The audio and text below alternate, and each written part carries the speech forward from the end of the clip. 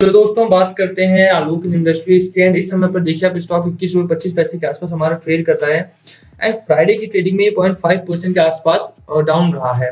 Overall over the week की बात करें तो ठीक ठाक इसने मोमेंटम दिखाया है। 2 दिन ग्रीन कैंडल्स बने थे, जैसा हमें उम्मीद थी कि इस वीक थोड़ा सा वोलेटाइल जरूर रहेगा बट अच्छा खासा मोमेंटम आता हुआ दिखाई दिया था पिछले हफ्ते में। हम बात करेंगे कि अगला आने वाला जो वीक है 1 फरवरी से लेकर 5 फरवरी जिसमें एक बजट बड़ा इवेंट सामने खड़ा है, उसके जवाब में किस तरह से हमारा स्टॉक रिएक्ट करेगा एंड क्या कुछ होने वाला है अगले हफ्ते में। क्या ये 21 रुपये 25 पैसे से 24 रुपए तक जाएगा या 21 रुपये 25 पैसे से 18 रुपए की तरफ मूव करेगा, ये कहाँ किस तरफ की मूवमेंट रहेगी अगले हफ्ते, बेरिश रहेगा बुलिश रहेगा, इन्हीं सारे क्वेश्चंस के बारे में हम बात करेंगे।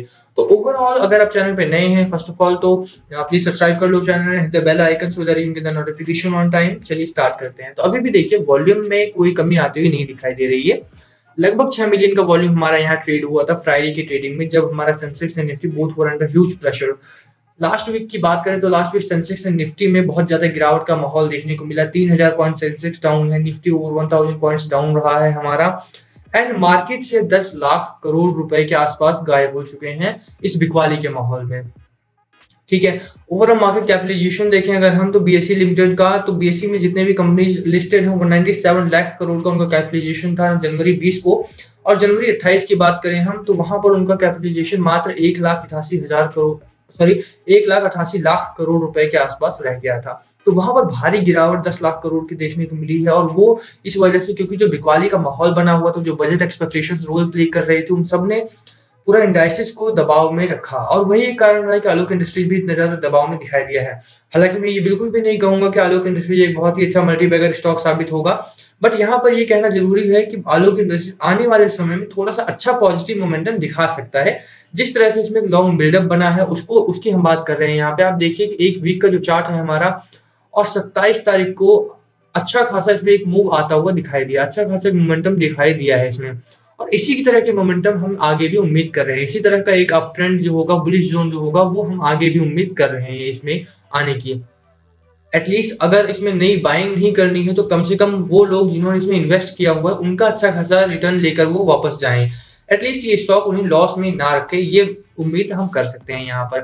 ठीक है, तो आप बात करें कि इसमें वॉल्यूम कितना आया और डिलीवरी की परसेंटेज क्या चल रही है इस समय पे, तो हम डिलीवरी परसेंटेज पर लेके चलते हैं आपको। अभी भी इसमें और 30% के आसपास ये डिलीवरी बनी हुई है। आप देखिए 38% की डिलीवरी 29 जनवरी को हुई, जब 6.7 मिलियन शेयर्स ट्रेड हुए। एंड 28 जनवरी की बात करें तो तब भी 33% के आसपास। 27 जनवरी को थोड़ा सा कम रहा 25%, बट और 25 जनवरी की बात करें तो 41% के आसपास। 22 जनवरी को 49%। तो ओवरऑल डिलीवरी में काफी अच्छी खासी ग्रोथ देखने को मिल रही है। और अब देखिए कि इस रेट पर, इस गिरावट के माहौल में भी आलोक इंडस्ट्रीज जैसे स्टॉक में भी मिलियंस में डिलीवरी उठाई जा रही है। आप देखिए 22 जनवरी को 5.4 मिलियन, 29 जनवरी को 2.6 मिलियन, तो 26 लाख शेयर्स को लॉन्ग टर्म पर्पज अगर बाई किए जाते हैं तो वहां भी एक लॉन्ग बिल्डअप और एक आने वाले समय में जो बुलिश जोन बन सकता है उसकी बात उसकी एक फ्यूचर फोरकास्ट होती है। ठीक है, हम बात कर रहे हैं कि फ्यूचर में किस तरह से स्टॉक परफॉर्म करेगा। तो फ्यूचर में यहाँ से दिखाई दे रहा है कि अगर 26 लाख शेयर्स 29 जनवरी को खरीदे गए हैं फॉर लॉन्ग टर्म पर्पज, तो या तो स्विंग ट्रेडर है या तो लॉन्ग टर्म ट्रेडर है, और भैया इतनी ज्यादा अगर बाइंग होती है किसी भी स्टॉक में तो वो स्टॉक अपने आप ही बढ़ता है। वो स्टॉक बढ़ता है क्योंकि बाइंग ज्यादा है, डिमांड ज्यादा है, सप्लाई कम हो सकती है और डिमांड ज्यादा हो जाती है तो प्राइसेस अपने आप ऊपर जाते हैं कंपनी के। ठीक है, तो स्टॉक प्राइसेस यहाँ पर एक बाइंग मॉडल तो हमें यहाँ पर दिखाई देता है कि बाइंग फैक्टर हमें यहाँ पर दिखाई देता है कि जो लोग बाय कर रहे हैं उसकी वजह से आने वाले समय में जो स्टॉक है हमारा वो ऊपर जाता हुआ दिखाई देगा। टेक्निकल्स की इसी समय पर हम बात करें तो बेहतर रहेगा। जैसे आप देखिए 5.9 मिलियन शेयर्स ट्रेड हुए थे हमारे 29 जनवरी को 3:30 बजे तक, और ये जो शेयर्स ट्रेडेड है काफी हाई वॉल्यूम है। आप देखिए छोटे मोटे स्टॉक देखिए, बड़े स्टॉक भी देखिए, आप आईसीआईसीआई सिक्योरिटीज का देखिए तो उसमें थाउजेंड्स में शेयर्स ट्रेड होते हैं, लाख में भी नहीं जाते, और ये मिलियंस में है। तो इस तरह की कंपनी, छोटा स्टॉक है हमारा और मिलियंस में शेयर ट्रेड हो रहा है, तो आने वाले समय का एक अच्छा खासा मोमेंटम दिखा सकता है इस स्टॉक में।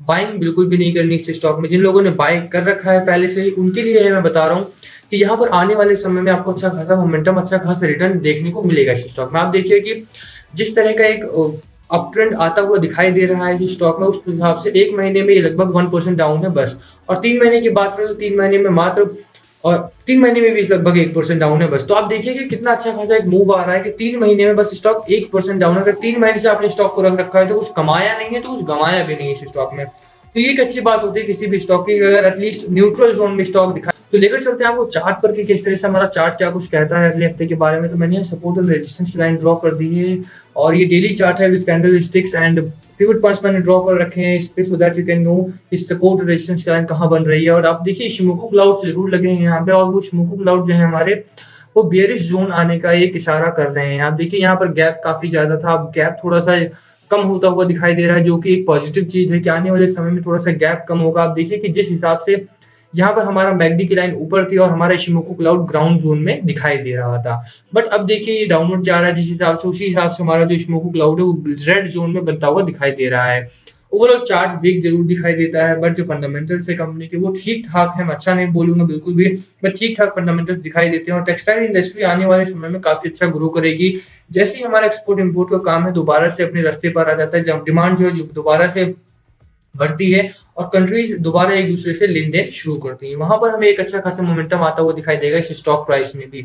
अब देखिए लास्ट वीक काफी दबाव रहा है, फिर भी यहाँ पर 2 ग्रीन कैंडल्स आई हैं और आलोक इंडस्ट्रीज एक ऐसा स्टॉक बिल्कुल भी नहीं है जहां पर आपको इतनी जल्दी ग्रीन कैंडल्स आने की उम्मीद होगी, बट स्टिल यहाँ से जो डरावनी सी गिरावट देखने को मिली थी रेड कैंडल्स की, वो खत्म होती कहीं ना कहीं दिखाई दे रही है इस 2 कैंडल्स की बदौलत।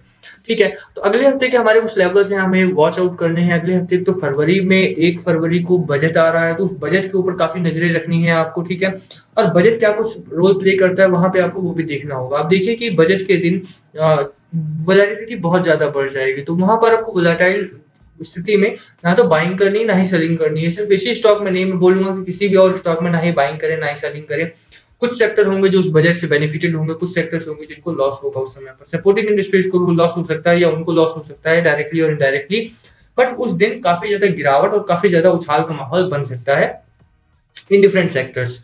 तो उसमें आप ज्यादा मतलब एकदम प्रो इन्वेस्टर बनने की कोशिश ना करें अगर आप प्रो इन्वेस्टर नहीं है तो, ठीक है। उस दिन को आप वॉच लेसन की तरह लो तो ज्यादा बेहतर रहेगा आपके लिए, क्योंकि वो एक दिन रहता है जहां वोलेटाइल बहुत ज्यादा रहता है मार्केट और वहां पे वोलेटिलिटी दोबारा नहीं लौट के आती है, तो इसीलिए बाइंग और सेलिंग ना करें तो बेहतर रहेगा। बाकी आपकी इच्छा है, आपकी मर्जी है, आपका पैसा है। आप देखिए कि यहाँ पर हमारा जो पहला रेजिस्टेंस जोन बन रहा है वो 22 रुपए के आसपास पहला रेजिस्टेंस जोन बनता हुआ दिखाई दे रहा है, जो अगले हफ्ते में हमें ब्रेक होता हुआ दिखाई दे सकता है अगर इसमें अच्छा खासा मोमेंटम आता हुआ दिखाई देता है तो।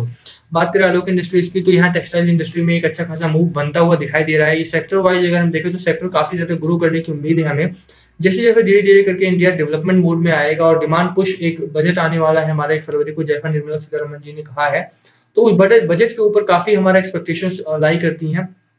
जिस तरह का बजट आएगा उस तरह की हमारी मूव रहेगी स्टॉक मार्केट में अगले दिन भी और उसके आगे वाले आने वाले समय में भी।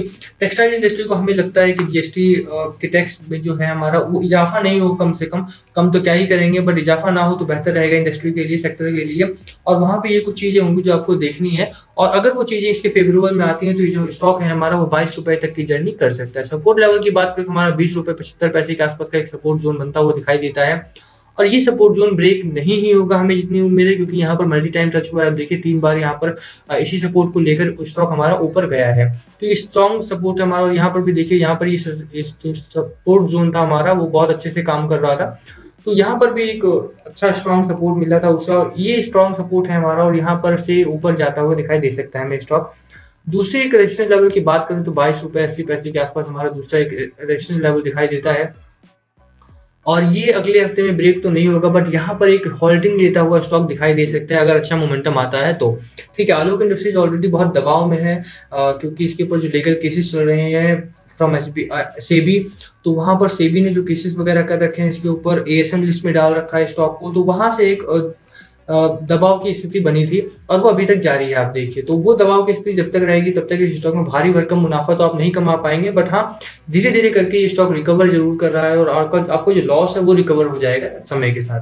आपको 1.5 से 2 महीने 3 महीने रुकना पड़ सकता है इस स्टॉक में अपना लॉस रिकवर करवाने के लिए, अगर आपने 22 23 24 25 रुपए के आसपास इन्वेस्ट किया था तो, ठीक है। तो ओवरऑल यही है, अगले हफ्ते में हमारा स्टॉक 22 रुपए के आसपास ट्रैवल करता हुआ, जर्नी करता हुआ, चेज करता हुआ दिखाई दे सकता है ये स्टॉक, और ये लेवल ब्रेक होगा या नहीं ये इस बात पर डिपेंड करता है कि हमारा बजट किस तरह का आता है 1 फरवरी को। तो इसी के साथ वीडियो खत्म करते, वीडियो पसंद है तो वीडियो को लाइक करना ना भूलें, चैनल सब्सक्राइब कर देना है, bell icon so that you get notification on time. Comment करके बताना वीडियो कैसी लगी, कुछ पूछना हो तो प्लीज कमेंट करो। Thank you for watching.